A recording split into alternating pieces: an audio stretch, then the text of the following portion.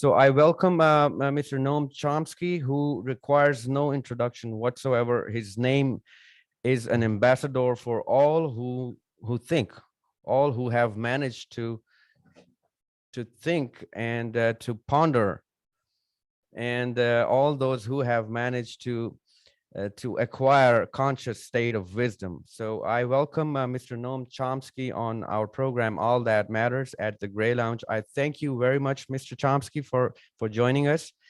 And I hope that you are in good health and good condition, because that's what we pray for all the time. Since the time we got to know that we are coming on a podcast, I have been noticing all your podcasts, and I've been noticing how difficult it is for you to take time out. And I thank you for giving us this opportunity. Thank you very much. It's my privilege. Glad to be with you. Let me see if I can get the sound proper. Okay. Can you hear me? Yes, sir. Yeah. Loud and clear. Yeah. Okay. Okay, we're just getting the recording mechanism activated, so it's going to take just a couple of minutes. In the meanwhile, what we can I can run through the format of the program for you.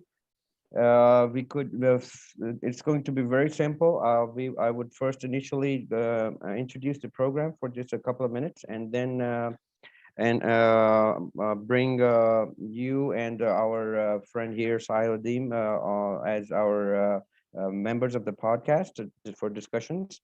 And then once I introduce both the guests, then there are just 4 questions that we have for you. I will first now, at the moment, I will just let you know the questions so that you know what we're talking about. Hey. So that you know what the questions would be.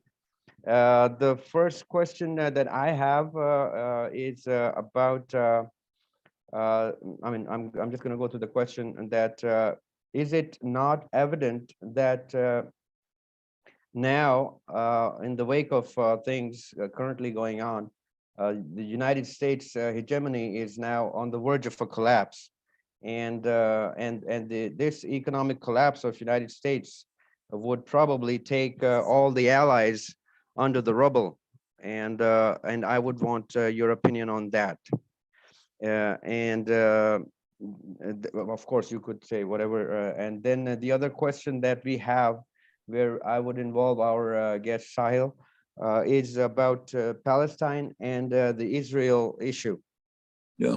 Your opinion on that, and you'll put the questions in the chat box. Yes, we will do that. We will do that. I will put the questions there. And then there's another question about the role of religious leaders that mankind has witnessed over the past few centuries that we know of, that we have recorded history of. And the third and the fourth and final question is that we recently got to know about your view regarding the matter where Imran Khan, the former Prime Minister of Pakistan,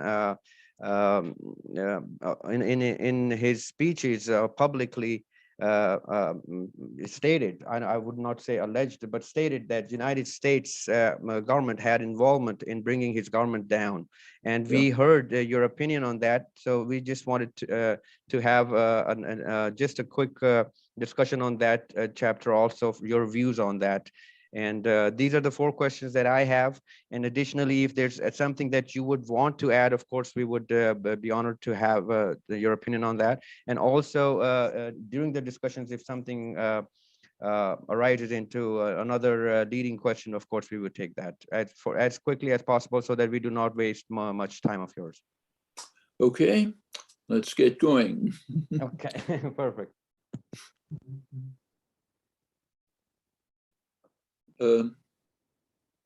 Okay, we are just getting the recording mechanism on. Mr. Chomsky, while I have you and he's working on his camera, I just had a quick question. Okay, well, I'm waiting. You're typing the question? Yeah, he's typing the question while we speak. I just wanted to, because ever since I have known Dr. Finkelstein. I've always wanted to know firsthand, because I'm like probably the biggest fan of this guy and the way he's actually placed himself in the whole arena of what's going on there. But and the kind of problems he's gone through. I just wanted to know, would anyone go through the kind of problems Norman went through as a professor? Oh, he ultimately did become a professor, right? As an academic, talking about Israel, do you think any man would just go through that, or maybe he went a little too out of bounds at some level, or you think he just got unlucky? Norman Finkelstein? Yeah. Yeah. I wanted to know if any man in his shoes would have gotten through the kind of problems that he went through. What kind of problems? Well, in his professorship, in his the kind of the way people dealt with him, especially Dershowitz and the whole clan. And I mean, he wrote a book in which he showed that Dershowitz's claims about Israel were completely false, mostly fabrications, other of John Peterson, yeah, for atrocities. Dershowitz understood that he couldn't possibly answer, so he turned to try to destroy the book. First, he threatened the publisher. It was a small publisher. Threatened the publishers with all kind of lawsuits, down to the level of writing to assistants who were working there, saying big law firms would attack them and so on. And finally, the publisher withdrew. It couldn't withstand all these attacks. So on my suggestion, Finkelstein sent the book to a larger publisher, the University of California Press. And Dershowitz tried very hard to get the University of California to even approach the governor of California to try to get him to intercede to suppress the book. Well, they didn't back down. They said, we don't care about your threats. And so they published the book, at which point Dershowitz shifted to trying to destroy Finkelstein. He was approved for tenure at his university. Dershowitz launched a huge campaign to the trustees, to the faculty, to get them to deny him his tenure, and all kind of threats and inducements. All of this is in an effort just to prevent the book from appearing and exposing him what he had done. Well, he did succeed in blocking the tenure promotion. Yeah, So that's yeah, but on the flip side, actually, that put Norman on a very globally a way bigger figure than he could have been if Dershowitz was not there. It was like a silver lining in all of that. I actually was always figuring out because as the Pakistani youths and a lot of people actually I've actually spoken to in Toronto. I used to live in Toronto, and they actually used to just throw in the Jewish card that this is what the Dershowitz just lobbying, and he's just pro-Israel and all of that. And I was thinking maybe it's not all of that. Maybe it's just pure narcissism on one man's part. Maybe it has nothing to do with the Jewish lobby or a vested interest or a behind the camera, some sort of a bigger game. Maybe it's just a man-to-man thing. Maybe Dershowitz was just a classic narcissist who. It's basically personal. Dershowitz doesn't want to be exposed as a fraud and a liar. He's very, he even writes books defending himself from somebody's criticism. He's, I wouldn't say, I don't know if it's narcissism. He's trying to establish himself. He's a media personality, a Harvard professor of law, presents himself as a very distinguished figure. doesn't want to be exposed. But of course, he's an extreme apologist for Israel, just extraordinary. So it's a mixture, but it's not Jewish backed, it's him. Mm-hmm. But I never understood is that whenever there is a left-wing Jewish lawyer or any statesman, they're way more into the Israel game than the right-wingers that you see.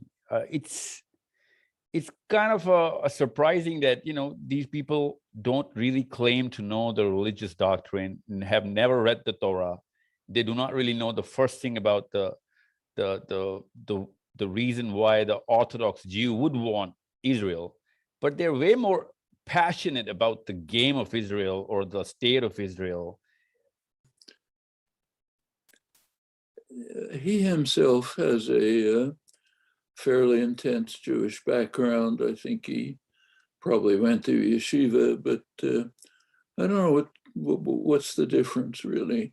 This is a single person who's a grotesque apologist for Israel, very concerned with his own position and image. He likes to present himself as a great civil libertarian who's fighting the battle of justice and freedom.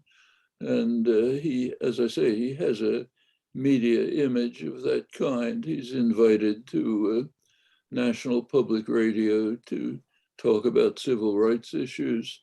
And he simply doesn't want to be exposed as a liar and a fraud and a vulgar apologist for crimes. That's all that's involved.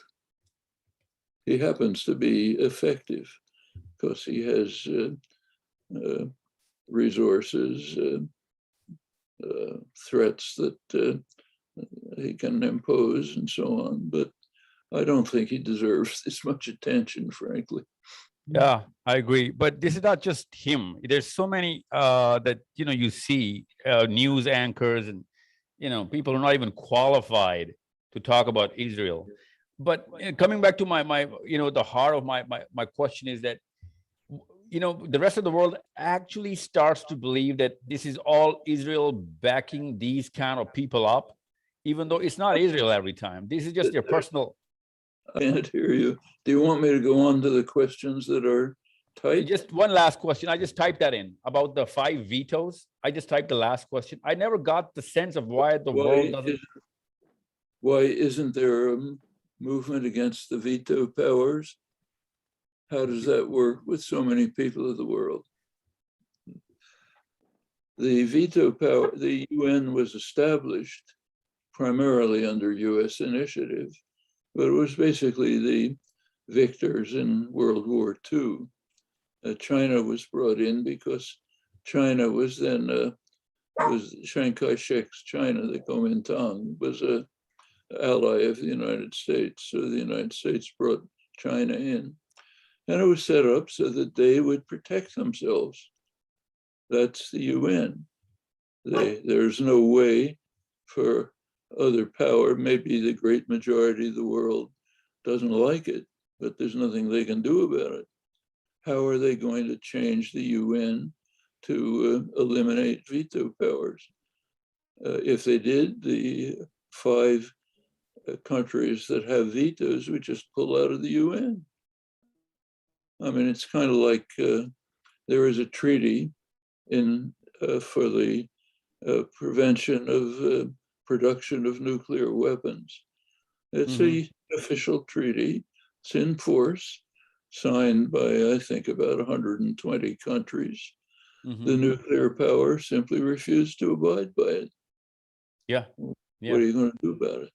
Well, there are hundreds of countries who had all the time to start a movement or resistance that, this lopsidedness should not work for long enough.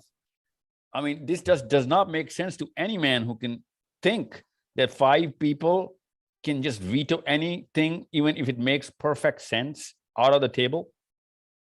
I mean, certainly unjust, but what are you going to do about it?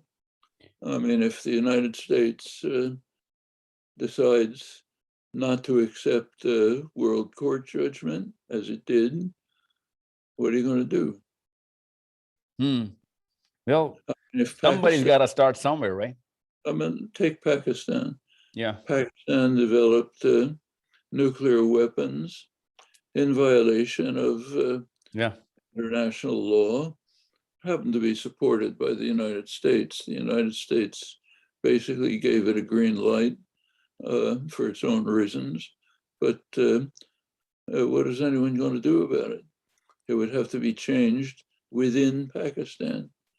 Similarly, if the United States, or take right now Russia, Russia is violating the UN Charter by invading Ukraine.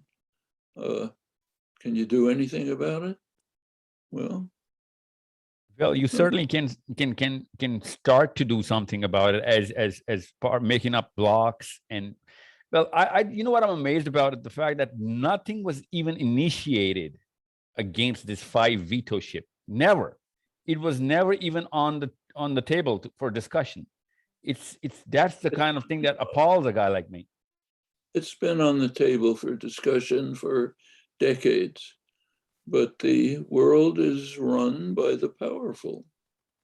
And the only way to change that is by undermining the basis of their power. In the case of the great powers, nuclear wielding powers, the veto powers, has to be done from within. Within the United States, or within Russia, or within these 5 countries? That's what you're saying? There's no other way. Yeah.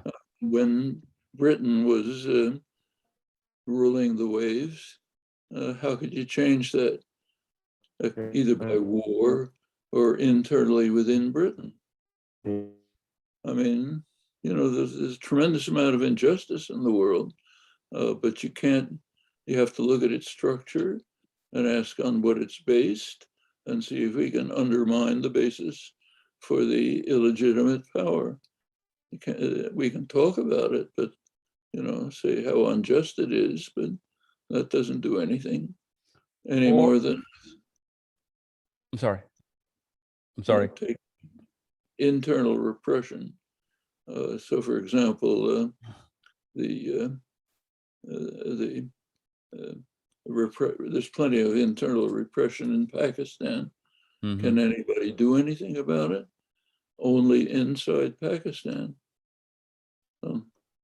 Well, you don't see that kind of even a talk on U.S. television or in the universities. Students don't, they naturally accept the fact that we have a veto, even though everyone with any kind of a common sense would know by sheer empathy. Well, we can question it, but we are talking about systems of power. It's like saying, I don't like the mafia. Okay. I don't like criminal gangs. Okay, so we agree we don't like criminal gangs. Now what? If you tried to introduce new vetoes membership into the UN, the 5 veto countries that have the veto power would simply veto it. Yeah, but you know what? If the very movement is about the veto ship, then naturally it would not make sense to veto it. It's not legitimate, but they have the force. It's like saying, I don't think that fossil fuel corporations should be producing poisons that are destroying the atmosphere. Okay, I just said it. Now what? Can I tell them you shouldn't be doing that? Stop? Of course not. You have to have mechanisms that will change it. I mean, there are such mechanisms, but they have to be put into play. In this case, just saying, I'd like to get rid of the veto is fine. We said it. Now, what makes them stop the veto? What makes them give up nuclear weapons? In fact, if you look back in past years, in the 50s, 60s, 70s, there were major efforts on the part of the entire global South, non-aligned movement, G77, to try to create new international economic order, which would take into consideration the needs of the former colonial colonized powers, the great majority of the world, the new international information order, which would allow them to break the monopoly of the imperial powers. Many important things were done. Fine statesmen were involved, African, Indian, Latin American. They were simply beaten down by greater power, the power of the imperial states. Well, that can't be changed by just talking about it. In fact, it was quite serious. Take Africa. Africa has a hideous history under European domination. I don't have to go through that. But in the 1950s, there were steps towards decolonization. The major country in Africa is the Congo. Huge country, rich resources, lots of potential, could be one of the richest countries in the world, could have led Africa to development. Well, it was under Belgian rule, it was devastated, hideous crimes. But in 1960, it did formally become independent, had a very important leader, forward-looking, charismatic, great ideas, a lot of public appeal, Patrice Lumumba. So what happened? Well, first the CIA put out a hit to assassinate him, but they were beaten by Belgian intelligence, which managed to assassinate him first.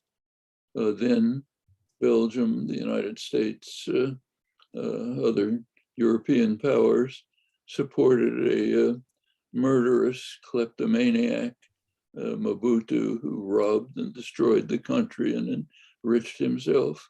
Now Congo's a total wreck. Millions of people are being killed while multinational corporations are extracting the minerals that you use in your iPhone and so on.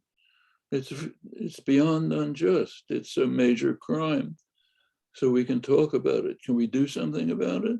Well, we can try, but not just by like that, not just by saying, why don't we do this? It takes education, organization, activism, major issues. That's true, and it takes something as simple as, not seems simple, as Iranian nuclear programs. The United States and Israel want to block them. There's an easy way to do that. Establish a nuclear weapons-free zone in the Middle East. That would end Iranian nuclear problem, if there is any. Everyone's in favor of it. Iran's in favor of it. The Arab states are in favor of it. G77, the global South, is in favor. Europe's in favor. So why doesn't it happen? Because the US vetoes it. Yeah, that's exactly why I want to think of. You can't even talk about this. Okay, so I can give speeches about it, write articles about it. I don't get killed. It's a free country, but it can't reach the mainstream agenda without organization, kind of activism, that'll overcome concentrated power. That's the way the world works. Well, I still think, I don't want to seem like a pessimist, but you think there is still... Better write it down. Yeah, here you go. I just typed it. I just wanted to know that there's so much of youth that is actually tuned into my content. And you have 100 years on the planet now. I just want your take on what is the two or one thing that you would tell them never to do, those mistakes, people in their 20s. And let me just rephrase it. Given a time machine, what is the one thing that you would do differently if you had to do it all over? do the same things, but more diligently, more actively. You first have to free yourself of the illusions created by propaganda, doctrinal systems. You have to break through their constraints, then bring along, organize larger groups of people to engage with you. Finally, you can get some results. There have been achievements this way. So, for example, much of the world is much more civilized than it was 50 or 60 years ago. There are lots of issues of human rights, women's rights, minority rights, opposition to aggression, far more advanced than they were 50 and 60 years ago. Didn't come about by magic, came about by hard, dedicated work. There are periods of regression. There's progress. That's the way human society proceeds. But there's no secrets. There's no magic keys. It's just hard, honest, diligent work in Pakistan and everywhere else. There are no magic solutions. Don't look for them. What is the one mistake that everybody made? You think it's the everybody falls prey to the delusional fascination? Well, there certainly are many cases in Pakistan and throughout the world where the U.S. government has used its power, its overwhelming power, to intervene, to overthrow governments, carry out subversion, invade, all sorts of things. It's happened in Pakistan as well.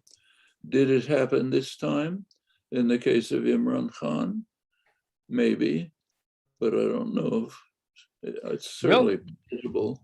But there was an article written in our news, quoting you directly, that Mr. Chomsky has actually found no legitimate reason or substantial evidence that America. I have not seen, as I said, it's perfectly plausible. It's happened many times, but you need evidence. And I have not seen any substantial evidence in this case. It wouldn't surprise me if there is evidence, but that's I'm not a guy who actually, is for all of these kind of claims, but would you not think that even if there is no visible or apparent intervention, America is still intervening? I'm sorry, better write it down. I cannot hear what you're saying, only little bits of what you're saying. I'm just saying, regardless of what Imran Khan has to say, U.S. intervention is as evident as anything else. U.S. intervenes all over the place. But that's not enough to prove that that's what happened in this case. For each case, you have to find evidence. The fact that it happens in other cases doesn't prove it. Well, but then still, there is no evidence against it. And we know the pattern the United States has followed for the last 70 years of our country. So it's not like... Very, very powerful, done a lot of intervention, a lot of violence, a lot of aggression, violation of international law, all sorts of crimes. But that is not enough to show that that's what happened in this case. To show in a particular case, any particular case, you need evidence, not the fact that it happened somewhere else.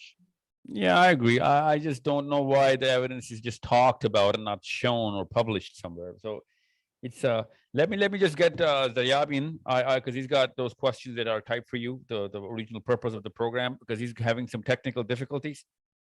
Mr. Chomsky, you have no idea the kind of love that I have for you and the kind of honor I feel by being just in your presence. I know you can't hear me properly, but it's quite an honor. You have no idea the kind of fulfillment I'm getting by just being in the same screen as Mr. Noam Chomsky. Thank you so much. I'll just, you're a torch for people like me and millions of people like me. And just may God give you more health and then more wisdom to share to anyone and everyone who wants it. Thank you so much.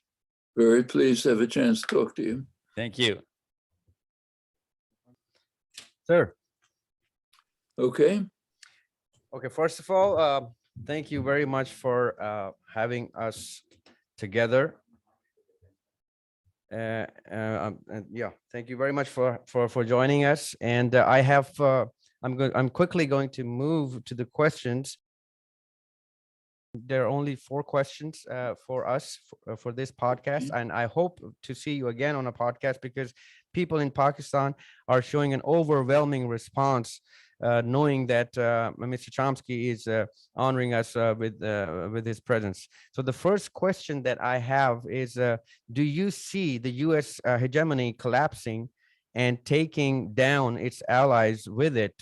And in the wake of the Russia-Ukraine conflict, Russia might peg its currency with yuan, and it's already moved to gold. So how do you see the economical shift on the global scale? Well, the invasion of Ukraine, which is, of course, criminal aggression, has had already a number of major consequences for world order. One thing is it has strengthened US dominance and hegemony. President Putin carried out not only a criminal action, but a very stupid one. He gave the United States its fondest wish on a silver platter. He handed Europe over to the United States. Throughout the whole Cold War, there's been a question about the status of Europe. Will it become an independent force in world affairs, as it certainly can, given its population, its resources, education, and so on? But will it be an independent force, or will it be subordinate to the United States? That has been a major issue since the end of the Second World War. There were statesmen like Charles de Gaulle, who called for an independent Europe, as he put it, from the Atlantic to the Urals, incorporating Russia, which would, with no military alliances.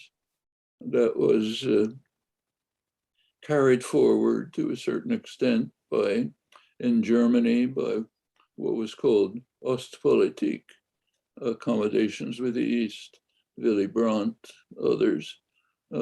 After the Soviet Union collapsed, Mikhail Gorbachev put forth an even broader picture, called a common European home, as he put it, from Lisbon to Vladivostok, but with no military alliances, just commercial, cultural relations.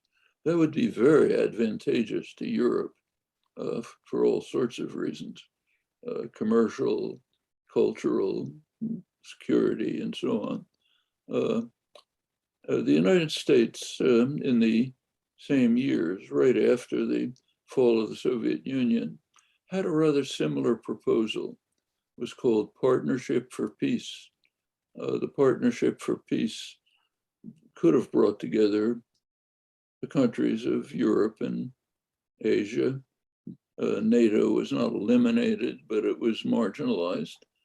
Countries could join the Partnership for Peace without being members of NATO. So it was not too dissimilar from Gorbachev's proposal. That was a possibility. President Clinton undermined it by inviting first so-called Visegrad countries, Poland, Romania, Czechoslovakia, inviting them into NATO. That was in violation of firm promises made by his predecessor, George Bush, first Bush, that NATO would not expand. He did it mainly for domestic political reasons, Polish vote and so on. George W. Bush, the second Bush, just opened the door, even offered Ukraine invited Ukraine to join. Well, it was understood by the entire US political class and diplomatic corps, heads of the CIA and others, that inviting Ukraine into NATO is something no Russian leader would ever tolerate. You can see exactly why if you look at a topographical map. Russia has no defenses. Just look at Operation Barbarossa, the German invasion of Russia went right through Ukraine all the way up to Moscow. So no Russian leader was ever going to accept this. Well, that's the end result of Putin's invasion is to drive Europe into the hands of the United States. Now, the idea of a common European home is gone. Europe is completely subordinate to the United States within the NATO framework. Well, that's greatly increases US power. Now, what's shaping up after this is a world in which China is slowly, carefully expanding its development and loan programs. Pakistan's included, the Shanghai Cooperation Organization, the Belt and Road Initiative. It spreads into Africa, South Pacific. And just today in the New York Times, you can read a lament about how these Chinese programs are pushing the United States out of the South Pacific by just, you can't compete with development programs by saying, I'll send you more arms. That doesn't work. So China's slowly extending its power. Now Russia will probably join it as a junior partner. Russia's a fading kleptocracy, but it has a huge store of minerals and all kinds of natural resources. The idea of pegging the currency, which you brought up, that's of some significance. They're probably, Europe, if it was independent, could have established the euro as a foundation of international trade and commerce, but that would require an independent Europe there. And now Putin's closed off that option, at least for now.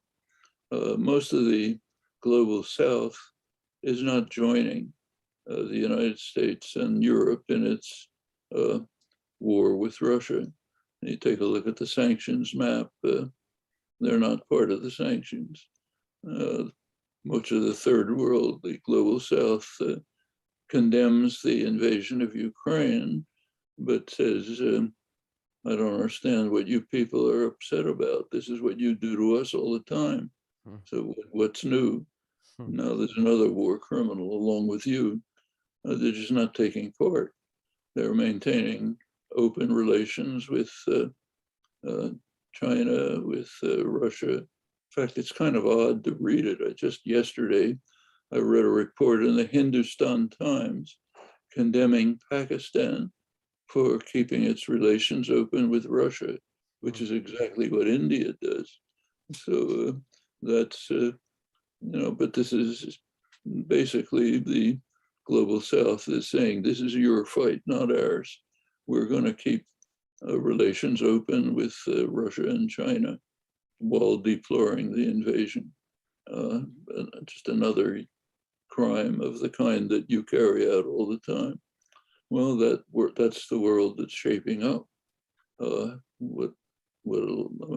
major confrontation, I think, will be between the United States and China. That's been made very clear in US policy, even just a couple of days ago when Secretary of State Antony Blinken was in Asia. He was setting up what's called the Indo-Pacific system to try to create what they're quite openly doing. It's not secret, is to encircle China. That's the phrase that's used, to encircle China with sentinel states, South Korea, Japan, Australia, New Zealand, heavily armed, the armaments aimed at China, backed by a huge fleet of nuclear submarines, US nuclear submarines, which a single submarine, one, is capable of destroying maybe 200 cities anywhere in the world, but they're not powerful enough, so they're being replaced by more powerful ones. All of this aimed at China, and it's called defense against China. The defense against China is not off the coast of California, it's off the coast of China. And the ideas, Blinken said just a couple of days ago, China is challenging US dominance in Asia, and that can't be tolerated. That's aggression, can't confront US, but China is not intimidated. It's not like Europe. Yeah, just yesterday, Chinese aircrafts were performing their exercises close to the Taiwan border. So China is not afraid anymore. That's pretty obvious. That's the problem. When the United States gives orders, Europe follows them, even if it doesn't like it.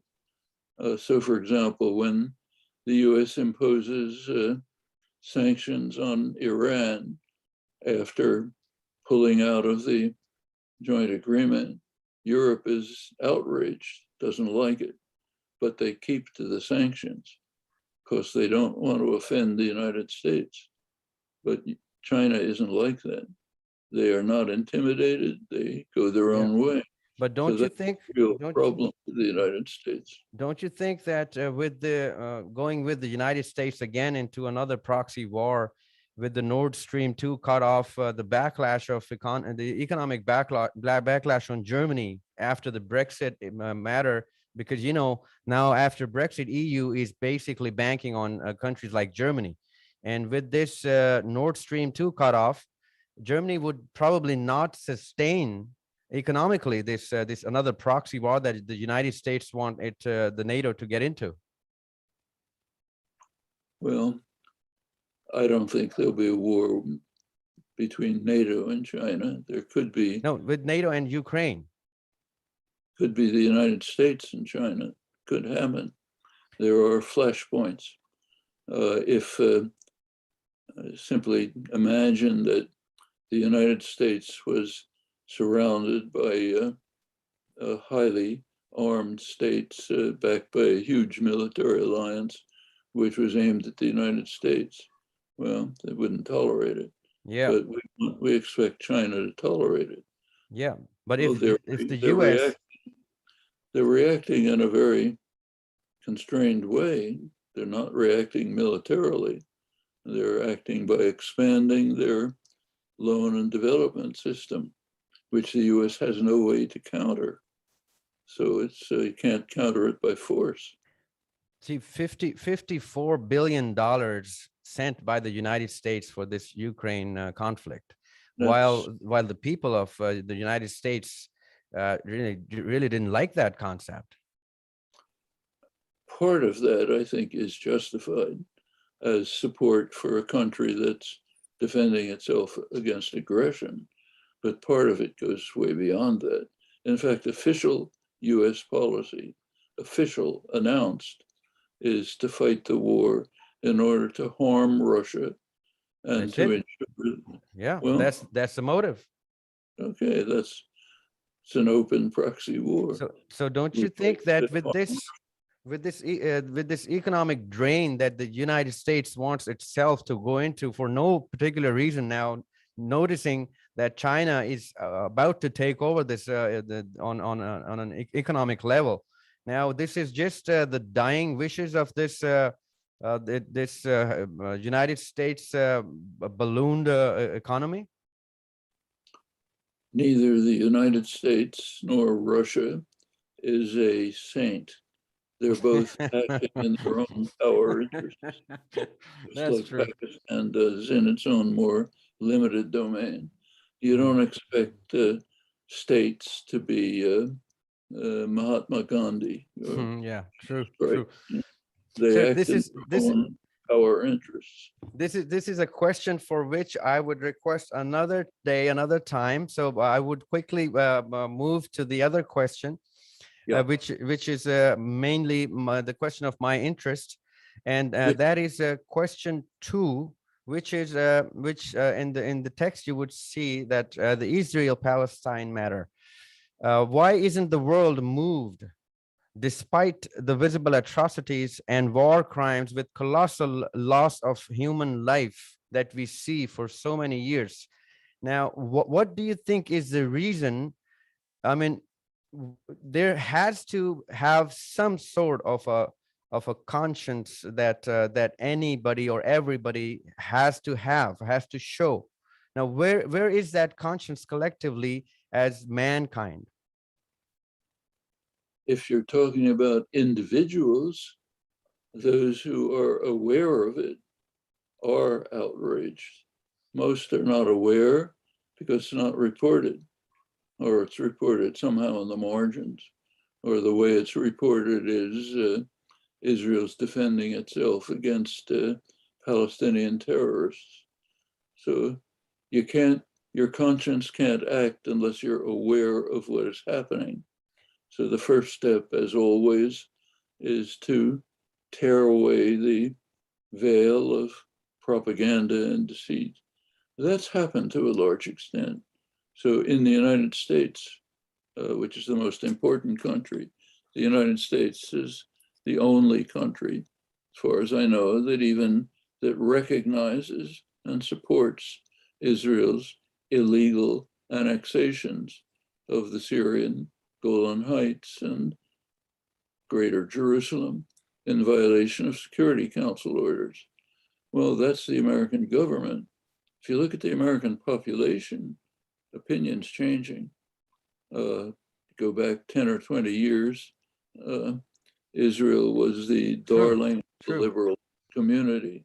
But don't you think these individuals go up to become and policymakers? Don't you think that the youth of the current era is the policymaker of tomorrow? So do you see a solution coming out in the next 10 to 15, 20 years, maybe? Public opinion is shifting.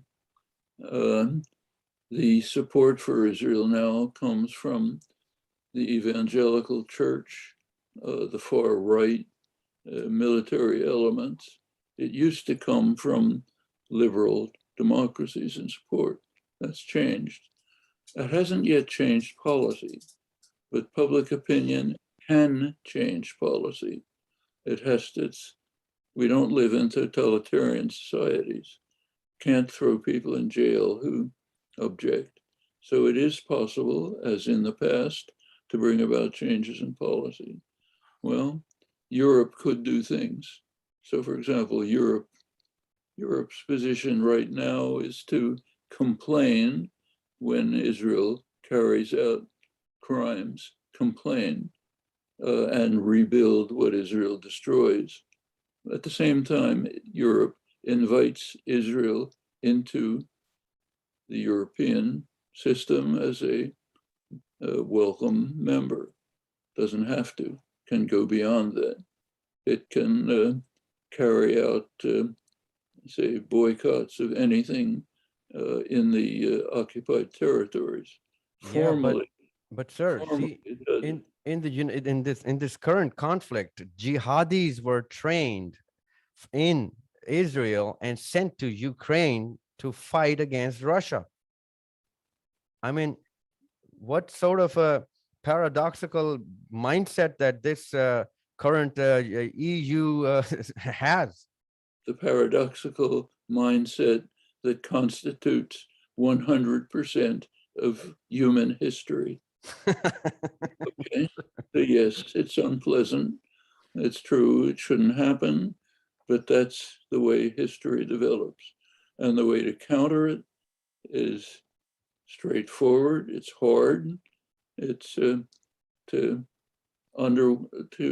eliminate free people from the control of the propaganda systems, organize them, get them to act, and you can change things.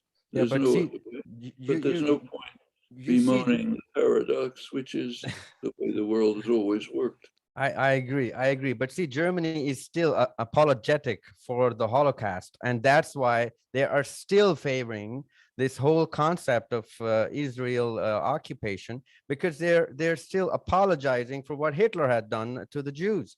Now, this has to end at some place, and until Germany does that, the whole EU would never change its stance. It's not just Hitler, that was the worst, but there's a long 1,000-year history of intense anti-Semitism, repression of Jews. Hitler consummated it. So yes, and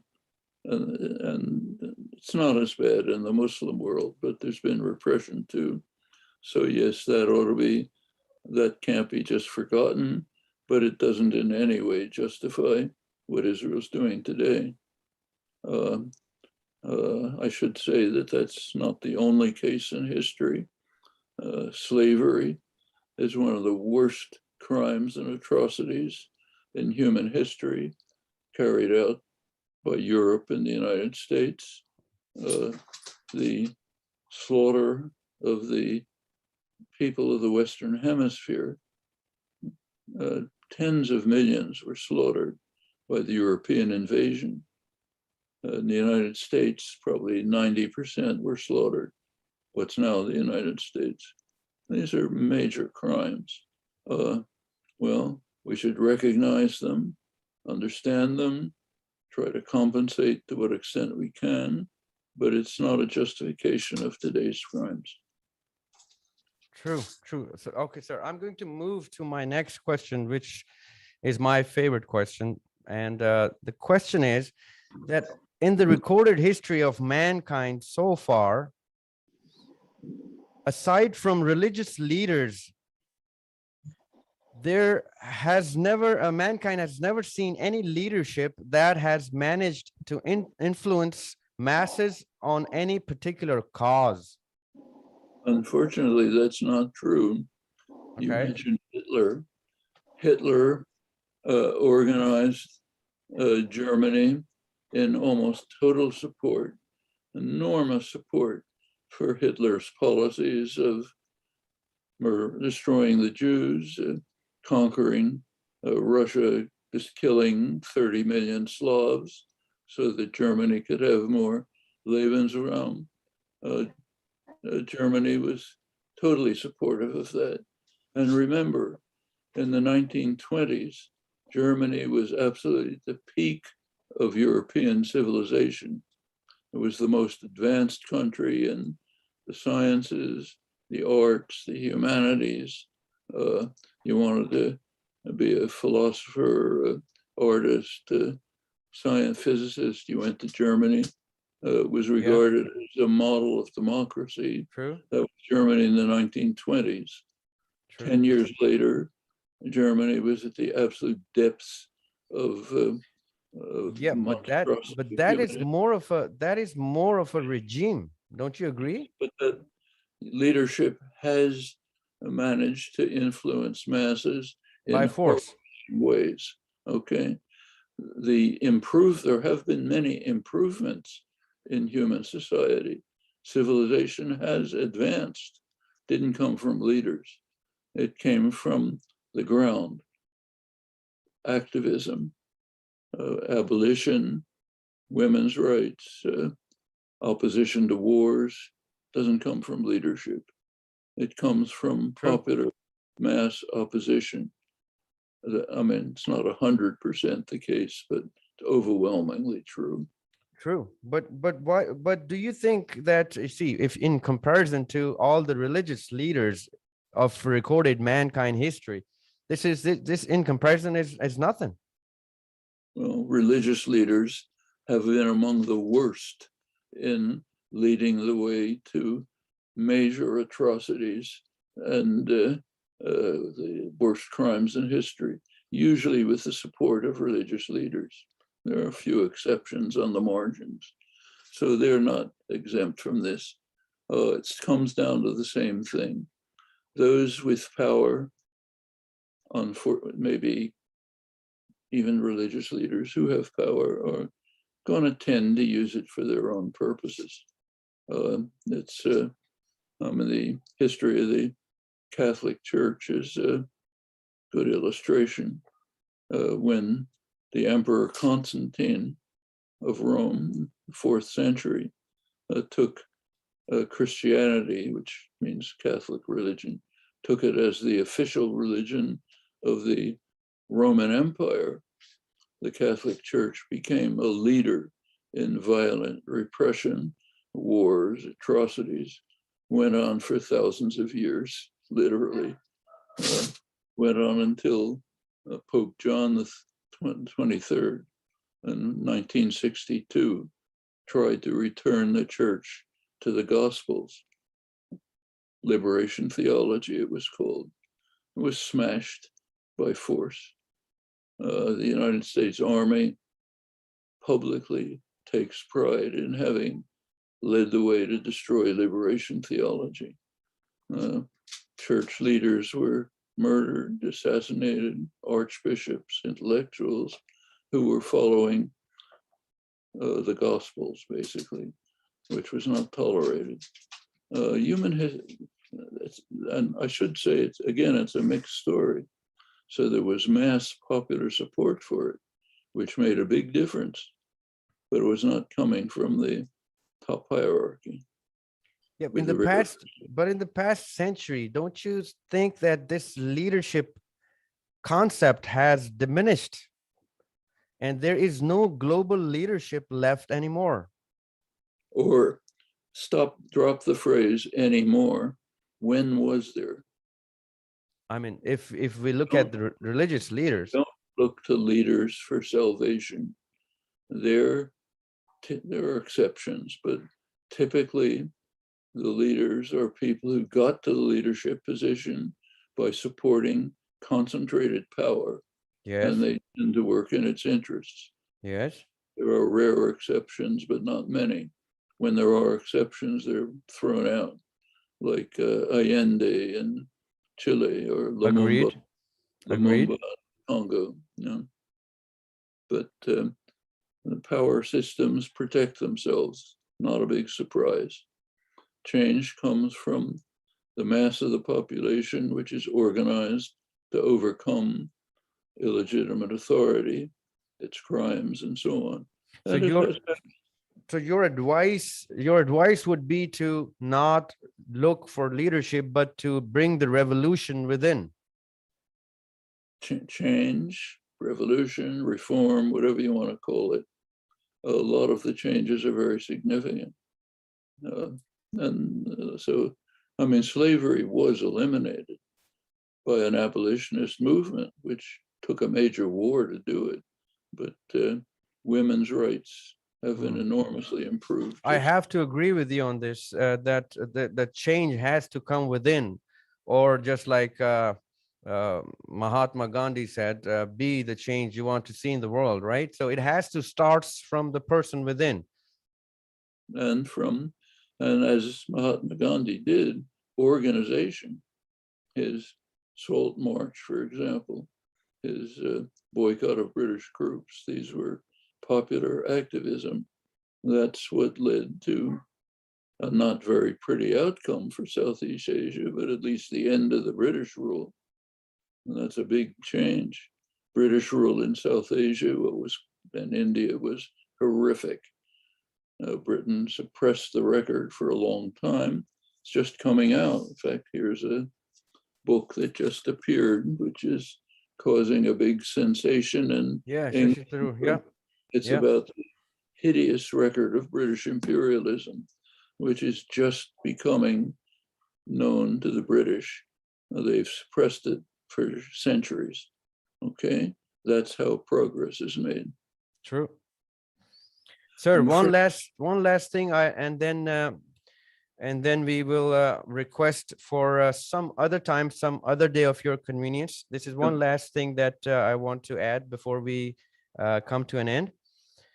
We discussed earlier, but I just want to your opinion on this.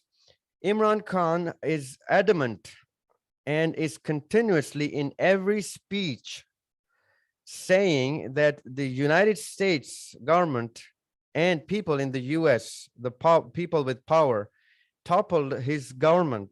And I have to add one thing here from my part, is that from the assassination of Bhutto to the murder of General Zia to the daughter of Bhutto, we know, we see, and we can clearly state that yes, United States intervention in more than 18 to 20 countries is very evident.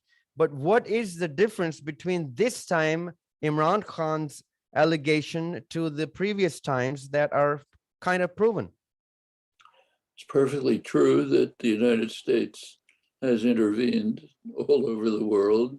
And I mentioned Allende and Chile and the Congo, could have mentioned many others. It may be the case that in this case too, the US was involved in undermining the Khan government, but you need evidence. You can't say because it's happened elsewhere, it happened here.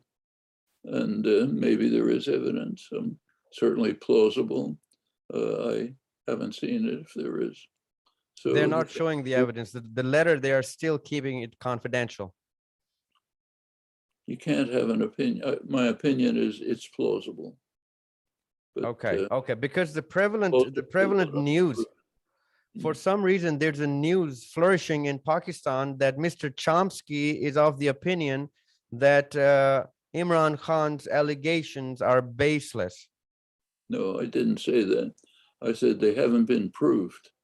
Okay, because they're very plausible, but they haven't been demonstrated. If they are, perfectly happy to accept them. It's normal US behavior.